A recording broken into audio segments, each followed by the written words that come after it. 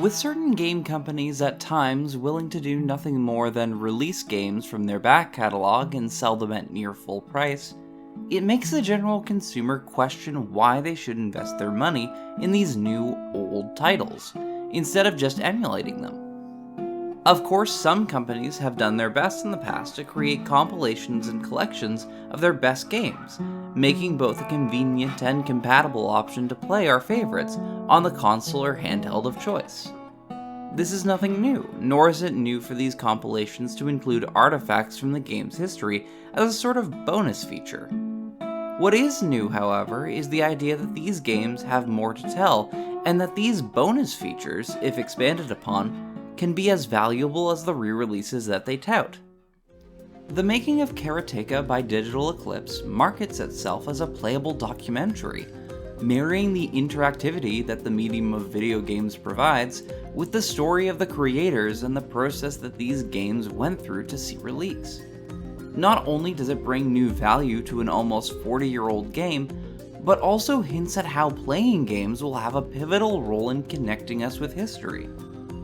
Digital Eclipse has had a long and experienced track record of providing more than just games, from the debut title of Mega Man Legacy Collection in 2015 to the totally tubular Cowabunga Collection for TMNT. These titles not only came along to bring helpful emulation aids, but also provided extras and alternative versions to the games people knew and grew up with. In 2022, the team released the incredible Atari 50, which has now set the gold standard for remakes of this vintage. The game is a smorgasbord of interviews and information to learn about the history of Atari, along with a procession of games along a timeline. The team at DE also made specific remakes for essential games like Breakout and Yar's Revenge. If Atari 50 is a museum, the Making of Karateka is the premium featured exhibit, and it's well worth the price of admission.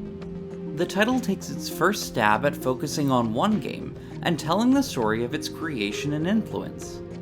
As I've mentioned in my previous video, the journals of Jordan Mechner are thorough, personal, and filled to the brim with history of how the game came to be.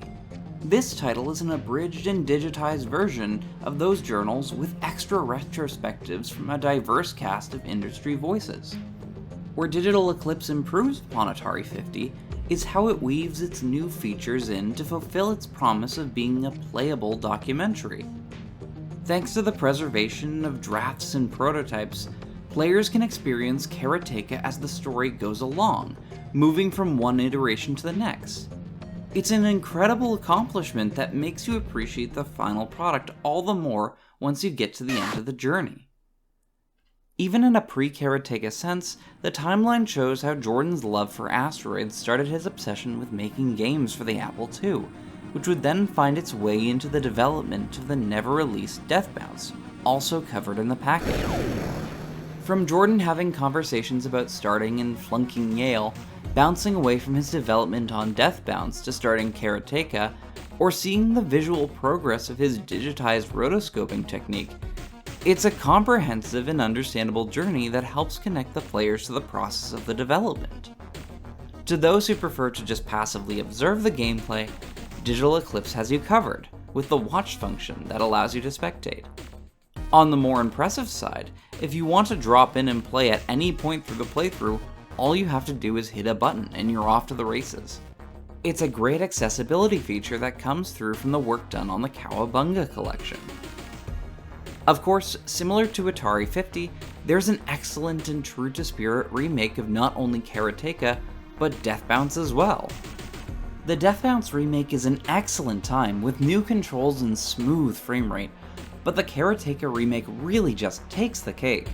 Not only does the game now have achievements, life systems, and added features that didn't initially have time to be added for the original release, but it also includes a commentary on the choices for the remakes by programmer Mike Mika.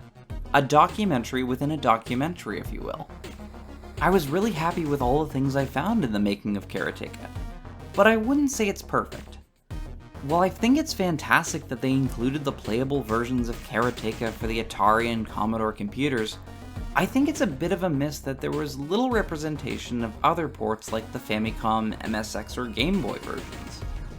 I think it's interesting to see all versions of the ports, not only to show how far Karateka went, but also bring home how all of these ports helped pay for Jordan's college tuition and fund the development of Prince of Persia. Even when he would be nearing the end of his savings, the legacy of Karateka was there to have his back. It was fun to see Jordan and his father Francis have a dialogue about the production aspects, especially of Francis's musical demonstrations and a playthrough commentary. But sadly, there was never a formal sit-down interview with Jordan, and so the parts of him are shot, unfortunately, in an awkward position where the cameraman has to find decent shots of the conversations while the two of them sit behind a piano.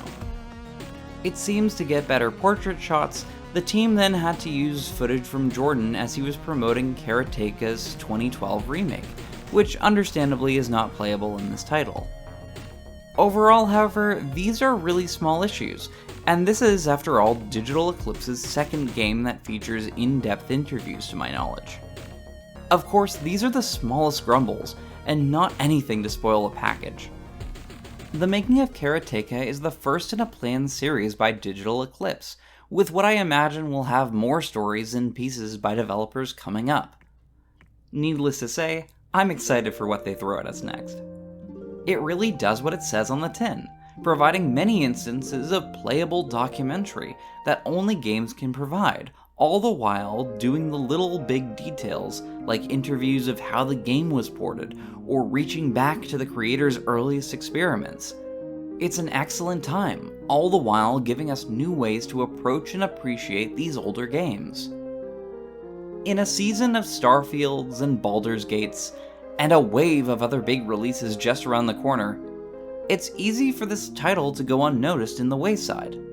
The Making of Karateka, however, is not only deserving of your time because it's a delight to play, but also deserves your attention for the new game genre it's pioneering. Hey, thanks for watching this video. If you like what you see, make sure to subscribe so you know when new uploads are released.